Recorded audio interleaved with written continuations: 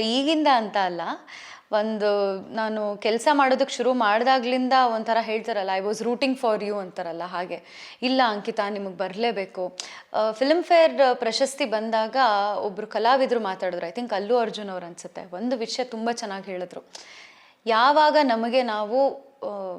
ನಮಗೆ ಹಾರೈಕೆಗಳು ಇರುತ್ತೆ, ಅಥವಾ ನಾವು ವಿ ಆರ್ ವೆರಿ ಬ್ಲೆಸ್ಡ್ ಅಂತ ಹೇಳ್ತೀವಲ್ಲ, ಯಾವ ವಿಷಯದಲ್ಲಿ ಅಂತ ಹೇಳಿದ್ರೆ, ನಮಗೆ ಪ್ರಶಸ್ತಿ ಬರಬೇಕು ಅನ್ನೋದಕ್ಕಿಂತ ನಮ್ಮ ನಿರ್ದೇಶಕರು ನಮಗೆ ಪ್ರಶಸ್ತಿ ಬರಬೇಕು ಅಂತ ಅನ್ಕೋತಿರ್ತಾರಲ್ಲ, ಅದಕ್ಕಿಂತ ಇನ್ನೊಂದು ಏನಂತಾರೆ ಬ್ಲೆಸ್ಡ್ ಫೀಲಿಂಗ್ ಇಲ್ಲ.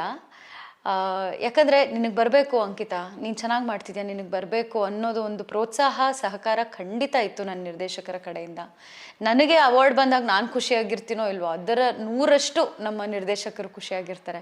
ಹಾಗಾಗಿ ನನ್ನ ತಂದೆ ಅನನ್ಯ ಮತ್ತು ಫಸ್ಟ್ ನಾನು ನಮ್ಮ ಡೈರೆಕ್ಟರ್ ಸರ್ಗೆ ನಾನು ಫೋನ್ ಮಾಡಿದೆ, ವಿಡಿಯೋ ಕಾಲ್ ಮಾಡಿ ತೋರಿಸೆ ಹಿಂಗೆ ಬಂದಿದೆ ಅಂತ. ಅವ್ರು ಆಲ್ರೆಡಿ ಅಂದರು, ನಾನು ಲೈವ್ ನೋಡ್ತಿದ್ದೆ, ನಂಗೆ ಆಲ್ರೆಡಿ ಗೊತ್ತಾಯಿತು ರಿಸಲ್ಟು ಅಂತ. ನೀವು ಯಾಕೆ ನೋಡೋಕೆ ಹೋದ್ರಿ, ನಾನು ನಿಮಗೆ ಸರ್ಪ್ರೈಸ್ ಕೊಡಬೇಕಿತ್ತು ಅಂತ ಹೇಳಿದೆ.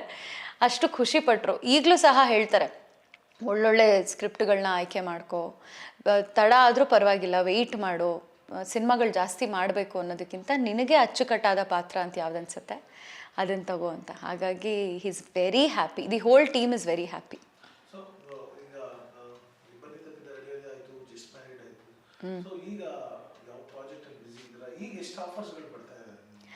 ಆಪರ್ಚುನಿಟೀಸ್ ಬರ್ತಾ ಇದೆ ತುಂಬಾ, ಆದರೆ ನೋಡಿ ಮಾಡಿ ಸ್ಕ್ರಿಪ್ಟ್ಗಳನ್ನ ಆಯ್ಕೆ ಮಾಡ್ಕೋತಾ ಇದ್ದೀನಿ.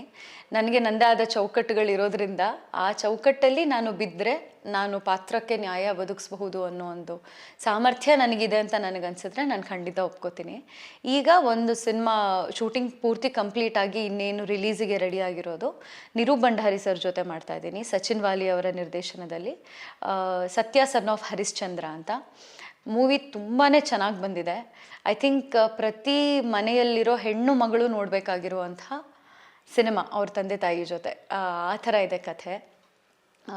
ಈಗ ಇನ್ನೊಂದು ಅದರದ್ದು ಶೂಟಿಂಗ್ ಕಂಪ್ಲೀಟ್ ಆಗಿದೆ, ಇನ್ನೊಂದು ಅರ್ಧ ಶೂಟಿಂಗ್ ಕಂಪ್ಲೀಟ್ ಆಗಿರೋದು ಭಾರ್ಗವ ಅಂತ ಉಪೇಂದ್ರ ಸರ್ ಜೊತೆ ಮಾಡ್ತಾ ಇದ್ದೀನಿ, which is a great blessing. ಅವ್ರ ಜೊತೆ 3 ಸ್ಕೆಡ್ಯೂಲ್ ಆಗಿದೆ, ಈ ವರ್ಷ ಇನ್ನೊಂದು ಸ್ಕೆಡ್ಯೂಲ್ ಶುರು ಆಗೋದು ಬಾಕಿ ಇದೆ.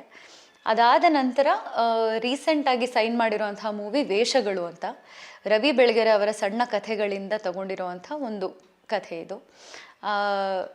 ಅದರ ಪಾತ್ರ ಮತ್ತು ಅದರ ಪರಿಚಯ, ಅದರ ಪೋಷಣೆ ತುಂಬಾ ವಿಭಿನ್ನವಾಗಿದೆ ಆ್ಯಂಡ್ ಚಾಲೆಂಜಿಂಗ್ ಆಗಿದೆ. ಮೊದಲ ಸ್ಕೆಡ್ಯೂಲ್ ಮುಗ್ದಿದೆ, ಇನ್ನು ಮಿಕ್ಕಿದ್ದೆಲ್ಲ ಸ್ಕೆಡ್ಯೂಲು ಕರ್ನಾಟಕದಿಂದ ಆಚೆ ಮಹೇಶ್ವರದಲ್ಲಿ ಅಥವಾ ನಾರ್ತ್ ಇಂಡಿಯಾ ಸೈಡ್ ಮಾಡೋದಿದೆ. ಆದರೆ ಕರ್ನಾಟಕದ ಬೇರನ್ನು ಅಲ್ಲಿ ಹೇಗೆ ತೋರಿಸ್ತಾ ಇದ್ದೀವಿ ಕನ್ನಡತಿಯಾಗಿ ಅನ್ನೋ ಒಂದು ಕಾನ್ಸೆಪ್ಟ್ ಮೇಲೆ ಹೋಗೋ ಕಥೆ ಇದು. ಅದಕ್ಕೂ ನಾನು ತುಂಬಾ ಕಾಯ್ತಾ ಇದ್ದೀನಿ. ಸೋ ಫಾರ್ ಈಗ 3 ಮೂವೀಸ್ ಇದೆ, ಇದಾದಮೇಲೆ ಯಾವುದಾದ್ರು ಬರುತ್ತೆ ನೋಡಬೇಕು.